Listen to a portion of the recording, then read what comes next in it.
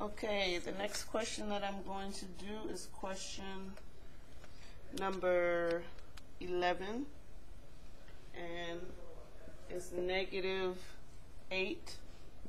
and 11/18. The way that I personally like to do it is to change it to an improper fraction and then change it to a decimal. So let's go ahead and put the negative down. We know that the answer is going to be negative because the fraction, the mixed number, started out negative. So if now we put this negative down, we don't have to worry about the negative anymore. We can just do 18 times 8 plus 11. And 18 times 8 is 144 plus 11 gives you 155, and we keep the denominator. All right? So this mixed number equals this improper fraction. And remember, we already wrote down our negative. If you wanted to write it down here, you could. It'd be the same thing. -8 and 11/18 equals -155 over 18. Then you just do -155 divided by 18. And when you do -155 divided by 18,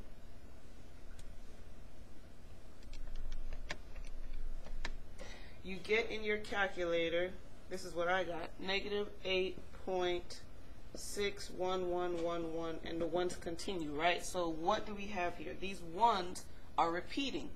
So you write down -8.61 with the repeating bar over the 1. Not over the 6 because the 6 didn't repeat. Only the 1 repeated. So you put the repeating bar over the 1, and that's your final answer. Okay. Let's go on to number 14. That'll be the next question that I do.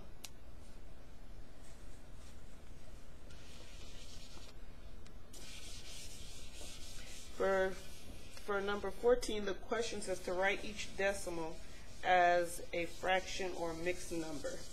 And in order to do that, you have to know your place values. So I'm going to give a quick review on place values. If you have a number such as 1.2, well, let's do this. I'll make it easier for you so you can see the difference. Let's say you have a number 231.425.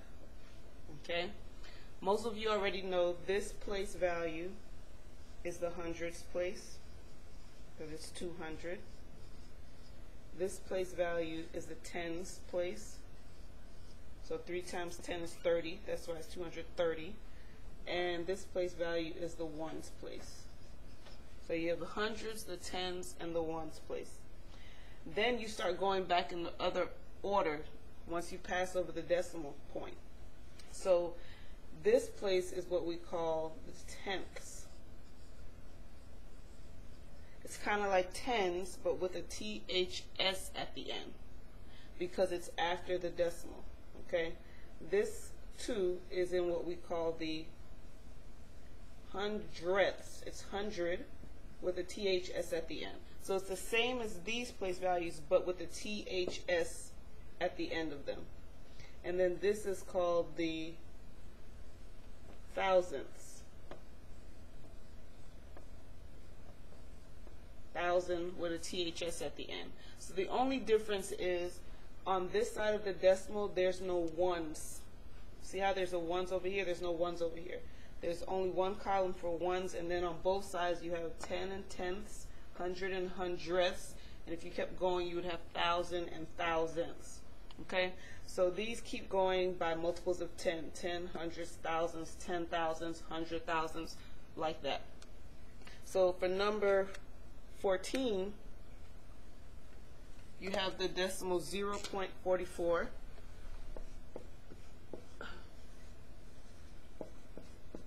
And the way that you figure out how to write it as a fraction is you determine what is the last number in the decimal. What place is it in? This last number here, what place is that? That's the tenth, hundredth spot. The hundredth spot is the second number after the decimal. So this 4 is in the hundredth spot. So guess what your denominator is going to be? 100. That's what these mean. These mean tenths means that there's a 10 in the denominator. Hundredths means there's 100 in the denominator. Thousands means there's 1,000 in the denominator. Okay? So the hundredth spot means there's 100 in the denominator, and this number, the whole number 44, is your numerator. Okay? So when you read this decimal, it's read 0 and 44 hundredths, and that's what you write, 44 hundredths. Okay, so the only thing left to do now is to simplify it. And you simplify 44 over 100 by asking yourself, is there any number that I can divide 44 and 100 by? And the number that comes to my mind is 4.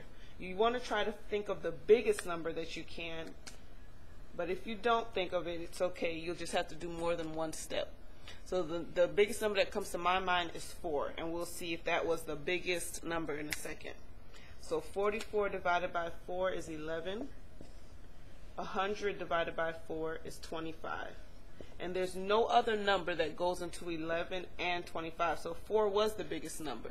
It's completely simplified, and that's your final answer, 11 over 25. And you're done. Okay, let's try number 15. I'm going to leave the place values up here so we can keep referencing them.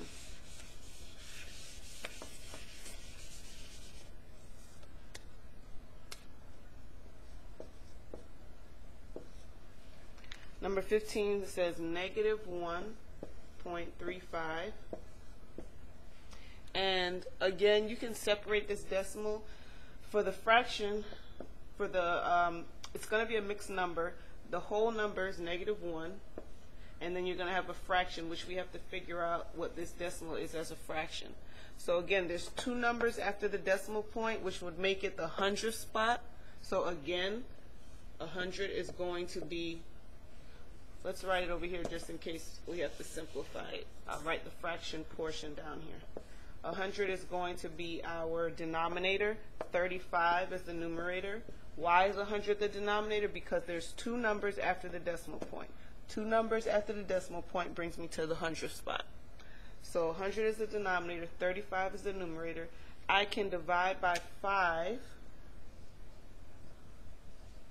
And if you don't know off the top of your head what to divide by, just think of the factors of 35. For instance, what numbers go into 35? 1, 5, 7, and 35. That's it. Those are the only numbers that go into 35. I don't want to confuse you, so let me put a arrow here. These are the only numbers that go into 35. Do any of these numbers go into 100? The only one that does, other than 1, is 5. So that's why I use the 5. So that's what I'm doing in my head, and if you can't do it in your head, you can just write it down like this on paper and think about it.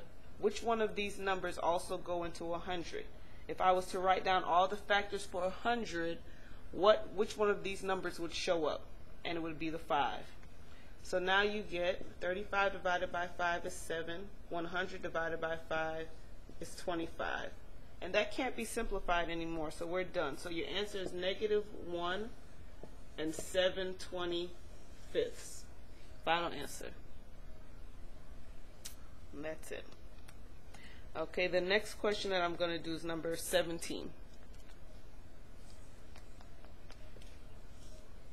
And I think we're done with this, so I can erase this.